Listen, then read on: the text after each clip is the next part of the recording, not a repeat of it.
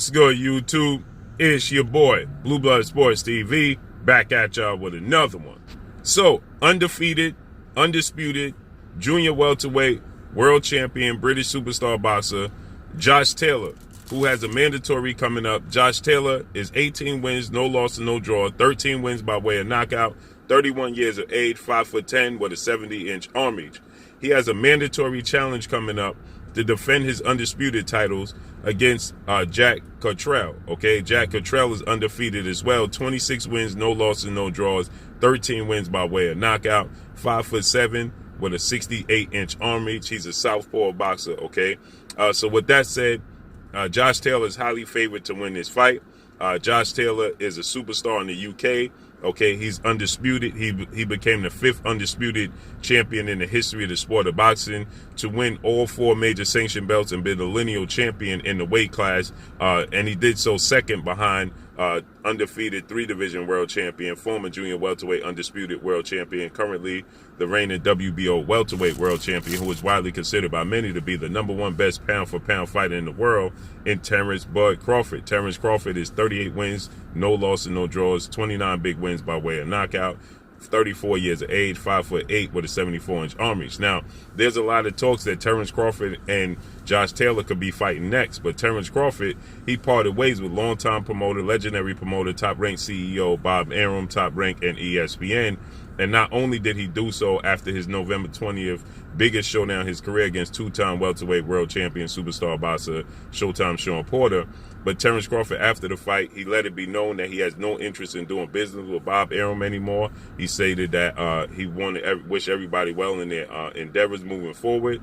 But not only did he do that, but Terrence Crawford is now taking top-ranked Bob Arum to court and suing them for mismanaging his career, and he wants $10 million. So it's not a mutual split. It's an unhappy breakup. Okay, and so we know Josh Taylor, he's with legendary promoter Top Rank and Bob Arum and ESPN. Okay, so that's going to be very, very difficult to get a deal done, but that's his plan to move up to welterweight after this fight. Now, he had already had an agreement in place to fight Jack Catterall, Jack Catterall, in his next fight, so that he could fight former unified junior welterweight world champion Mexican superstar boxer Jose Ramirez in an undisputed match.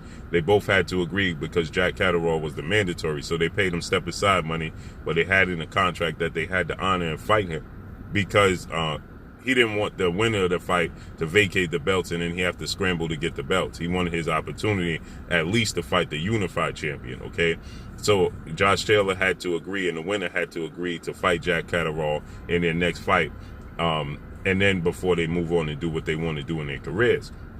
So Josh Taylor is at the understanding that it's going to be difficult to get a deal done and be able to secure the fight that he wants against himself and Terrence Crawford. Okay, and so now Josh Taylor is who's highly favored to win this fight.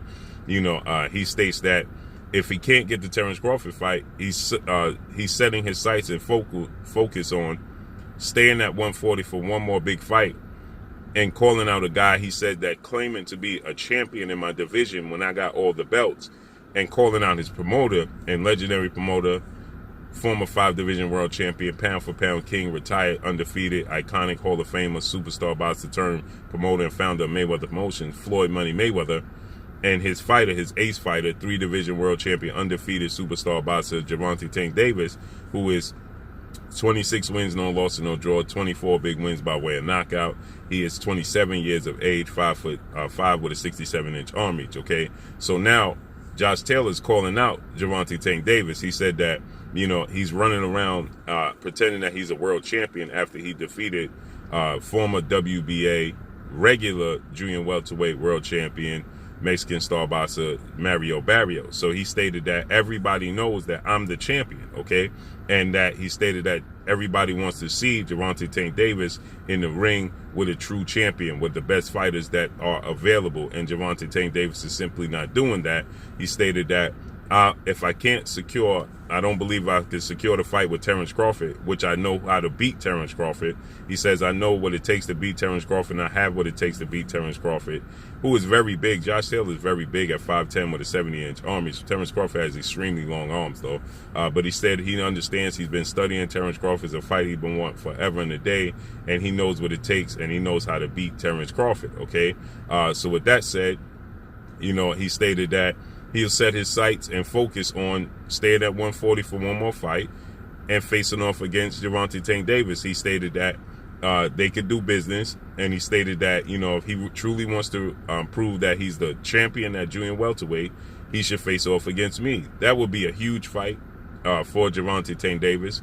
It should be a doable fight, and like Josh Taylor stated, he fought at 140 already, and Mario Barrios is just as big, if not bigger, than Josh Taylor. Okay, so he said there's no reason, if you're gonna fight for the regular titles, you might as well fight for the official titles. So he stated that I'm extending the olive leaf to fight me, right? And I'm understanding that he will be the A side, right? So okay, there wouldn't be a reason why this fight shouldn't come to fruition, and I agree with Josh Taylor. Gervonta Tank Davis, obviously, he's going to have to settle his business with undefeated lightweight title contender in Rolando Rolly Romero, who's a stablemate and the WBA interim champion at 135, who's 14 wins, no losses, no draw, 12 wins by way of knockout, 26 years of age, 5'8" with a 68-inch arm reach.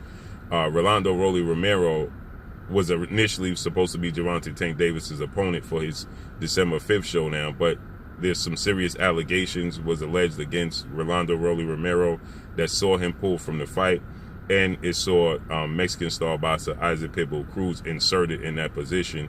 And Gervonta Tank Davis, he beat Isaac Cruz unanimous decision, but he broke his left hand in the 6th round. So with that said, he's going to have to settle his upcoming fight with Rolando Rolly Romero. But again, this upcoming Saturday, Josh Taylor is going to be in action against Jack Catterall, okay? February 26th, this upcoming Saturday. So he won't be ready for a while, and he'll be able to sit on the shelf. And there's talks that we could possibly see Gervonta Tank Davis versus Rolando Rolly Romero in April. Okay, so that means they would satisfy it, and then we could see Gervonta Tank Davis in a massive pay-per-view event, because we consider Gervonta Tank Davis the pay-per-view cash cow from junior welterweight 140 on down. Well, Josh Taylor is the undisputed, undefeated, United Kingdom superstar champion there, okay? And Floyd Mayweather, he always stated that he loves to fight guys that have a whole country and a fan base behind them, because it elevates the anticipation of the fight, it elevates the fight itself, and it does big numbers.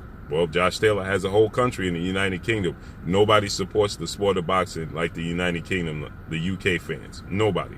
There's not a fan base, not the Mexican fan base, there is no fan base that supports the sport of boxing like the UK fan base.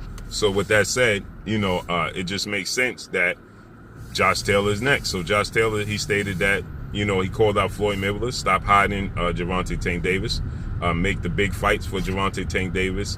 The big names, we want to see him in the ring with the big names and the best fighters that are available. And I agree. Why not make this fight? What other direction are they going to take Gervonta Tank Davis in, opposed to making a fight with Josh Taylor?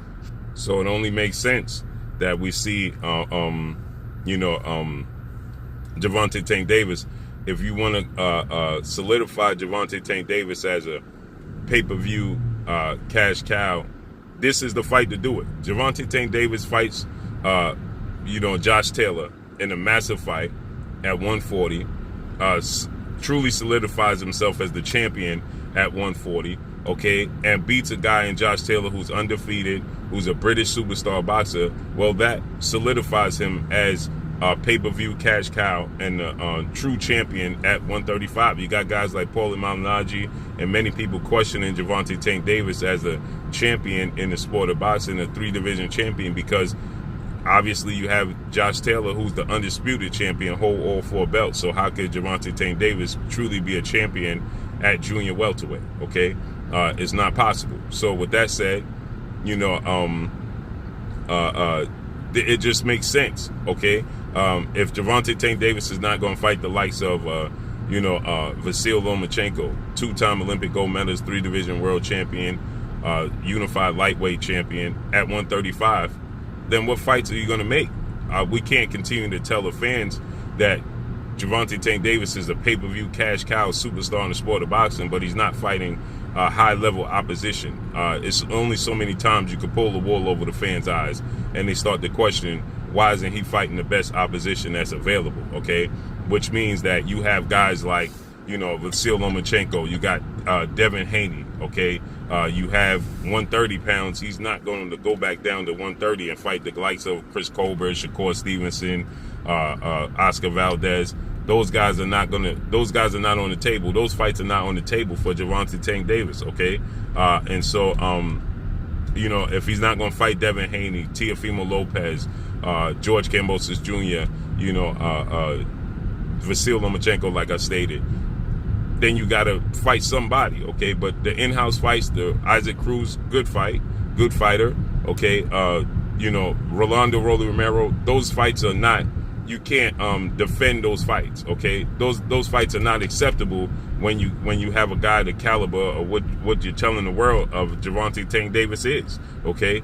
And if you have Josh Taylor, who's willing to oblige you and conform to you as the A side, Josh Taylor is not a guy like that can be controlled by Bob Arum in Top Rank. Okay, Josh Taylor is not gonna, he's not gonna let the politics and the sides of the street stand in the way of a mega fight between the two. Okay, he'll make sure that Top Rank Bob Arum gets the job done so that he can get the fights that he's looking to make happen. Okay, so there should be no reason as to why this fight doesn't come to fruition. There should be no excuse as to why Gervonta Tank Davis and Josh Taylor aren't fighting next. It's a huge fight, huge opportunity, and it solidifies Gervonta Tank Davis as, being a cash cow and a pay-per-view superstar. He wins the fight against Josh Taylor.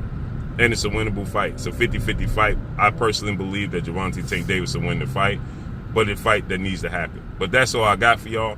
Make sure you hit the like button, drop a comment in the comment section, let me know what y'all think. Y'all already know what it is. It's your boy Blue Blood Sports TV. Hate, like, comment, and subscribe. You haven't subscribed, hit the subscribe button, hit the like button, hit the bell icon to get all the new notifications. Follow me on Instagram at Blue Blood Sports TV, all one word. Y'all already know what it is. Shout out to the entire LDBC. Shout out to New Media. Shout out to Black Media Row. Make sure you like and share these videos. That's all I got for y'all. Peace. Bumgarner, you're watching Blue Blood Sports TV. Wow.